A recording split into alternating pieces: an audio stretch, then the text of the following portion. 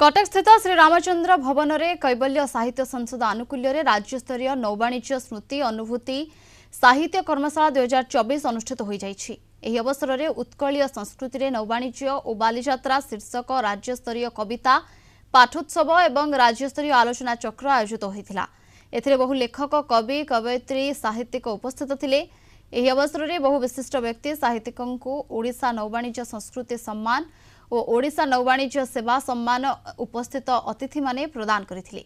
आयोजित एही सारस्वत समारोह रे अतिथि भाव में समाजसेवी सुसाहित्यिका डॉक्टर स्नेहाश्री स्वाई, नाट्यकार और स्तंभकार विजय दास, कवि एवं कलाकार डॉक्टर तूफान जेना, साहित्यिक श्यामा प्रसाद मिश्र समेत बहु मान्यगण्य व्यक्ति उपस्थित रही आलोचना रे भाग नहीं कवि कवयित्री साहित्यिकों को उत्साहित करथिले।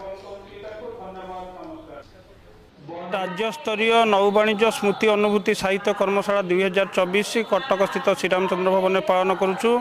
गोटे ऐतिहासिक बालीजात्रा चली एपटे जदि बालीजात्रा को साहित्यिक माने जदि पालन न करेंगे ताले संस्कृति अधा रही अधूरा रही बोली आमर गोटे विवेचना करुचु। ओडिशार पाखापाखि 25 रु 30 गोटी जिलार सबु जिलार पाखापाखि कवि कवयित्री लेखक सारस्वत स्रष्टा समाजसेवी माने योगदान करिसेंती।